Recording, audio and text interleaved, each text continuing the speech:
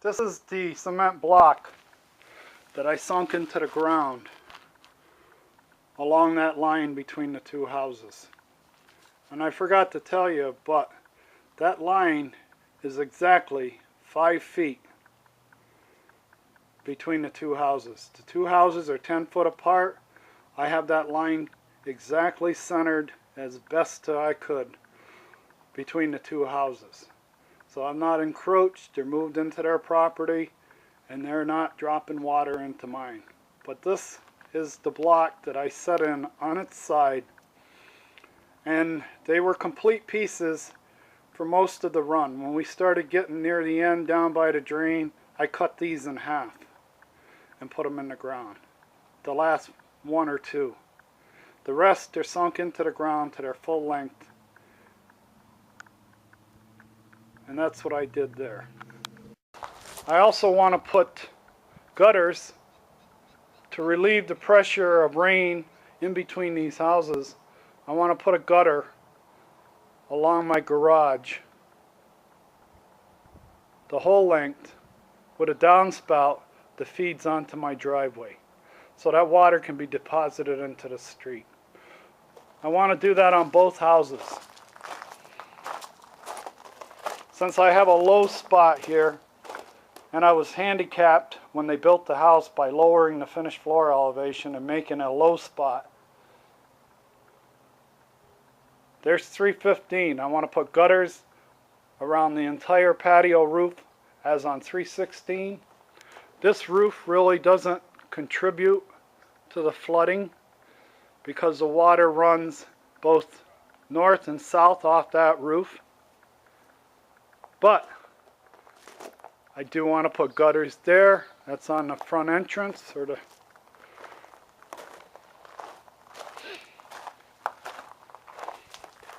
I want to put gutters there.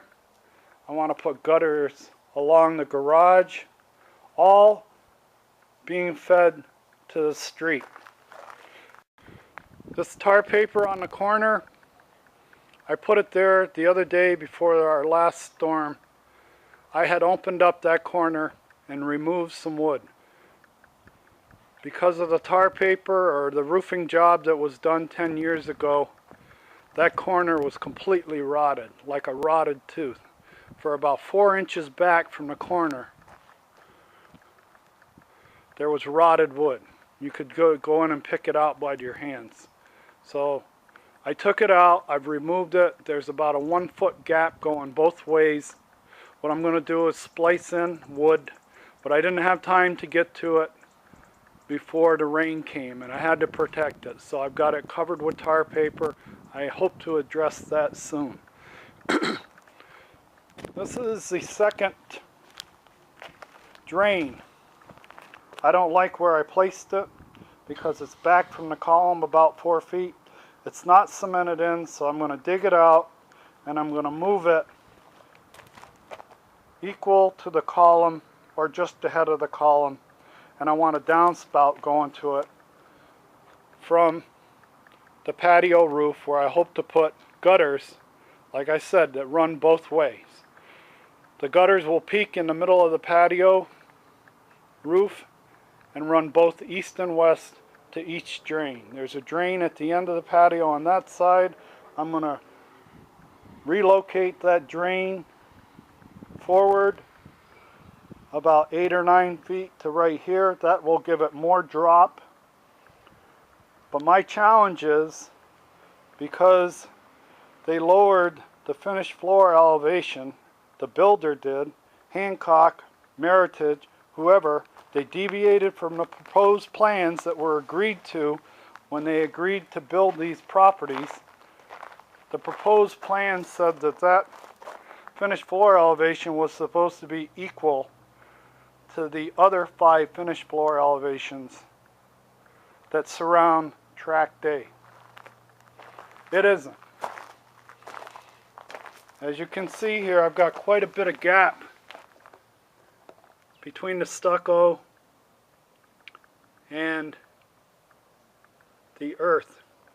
But I've got the problem of dealing with the air conditioning unit. I have to grade the property like I did on the other side. I have to stretch a string from back here. We'll pan back here.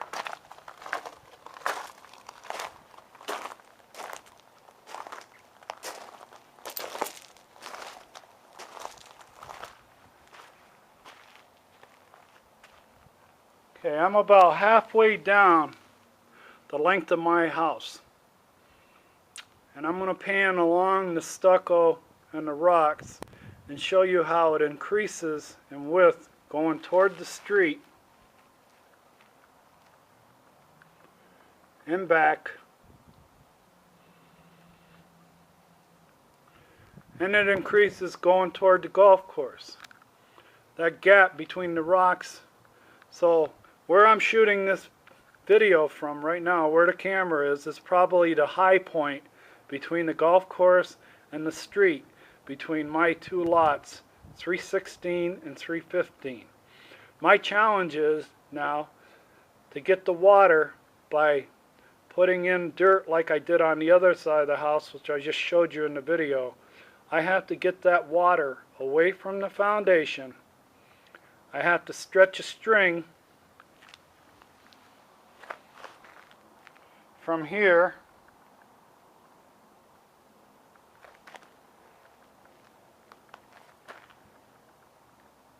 to the drain out there that's about 40 feet away, at least 40 feet away. It'll probably be 45 or 50 by the time I relocate, and I've only got a couple inches to work with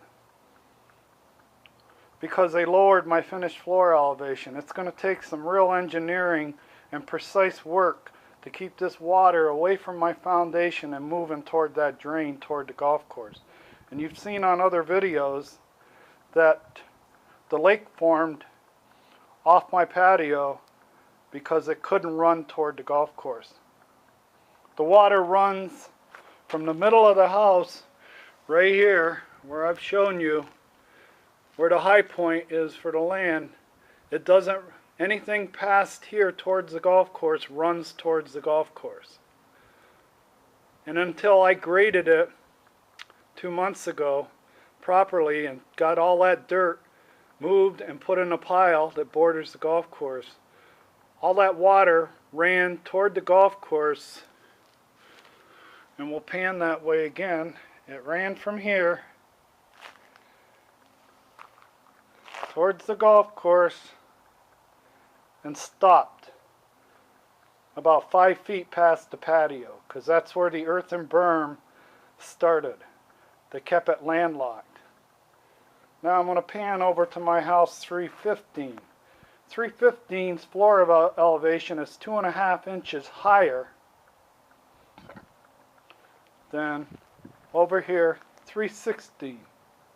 So because of that, and you'll see it on other videos, all the water migrates away from 315 and settles close to the cement pad on this house. So all the water collects up against 316 because it's the lowest floor elevation in all of parcel 12. You saw in other videos, or you will see on other videos, where every time it rains I had a swamp right here along this cement pad. That's the challenge I have. If my house would have been built properly with the proper finished floor elevation, I wouldn't be vertically challenged to try to get that water forward out to the golf course. This is the path that the water is going to flow to get to the drain, which is right there. I've got nothing to work with. As you can see, this patio right here, 315, is 2.5 inches higher than this patio. That's why in all the other videos where I show you pictures of the flood and the ponds that form, the pond always forms right off of this lot instead of this lot.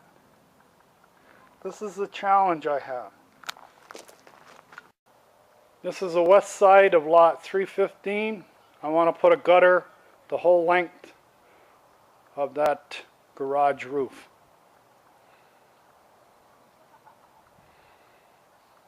So that the water goes to the street instead of between the houses.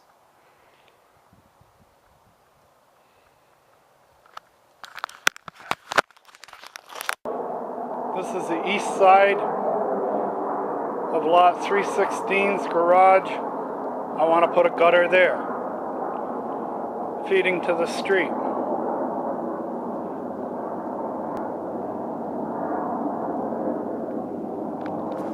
Now we're going to walk up onto this job I did last week.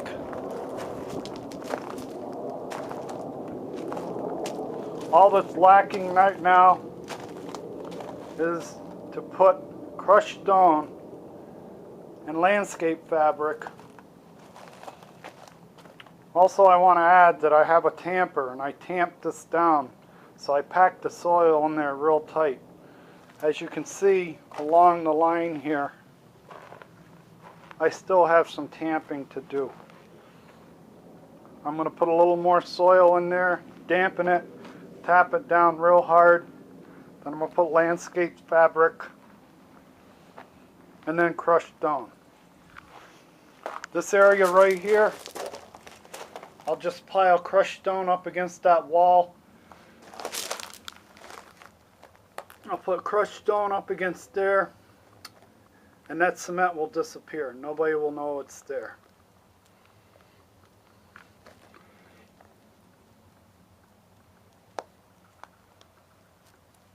This had to be done. If I didn't do this, I would suffer every time it rained, because the water would migrate up against my sill and soak my house and soak my sill. To me, that's unacceptable. And the reason it does that, as I've said before, the builder deviated from the proposed plans. Nobody seems to have an answer why, or nobody wants to know why, or ask any questions why, or discipline anybody for doing it, but that happened. They intentionally deviated from the proposed plans, and those proposed plans were made for the sake of drainage. So they handicapped my lot, sabotaged my equity by lowering my lot and making it lower than all the other lots so that the water would drain and sit against the sill. And in the worst rainstorms, the 100-year storms, or the storms where we get multiple inches in an hour, this whole area, now I'm going to go back and I'm going to pan this whole area. This whole area, and you saw it on the other video, was flooded. Was flooded with no chance for the water to get out. The only way the water could get out was to seep into the ground. And it seeped into the ground very slowly, because this ground under here isn't designed to be a catch basin. It's caliche, hard pan, almost like cement. You can't dig it out with a shovel. You need a jackhammer to dig it out. That trench that I dug for the 4-inch line running out to the property line, I had to use a jackhammer to bust up the earth. That's why it doesn't perk. That's why whenever we get a lake here, it's the first one to form in the neighborhood and the last one to go away.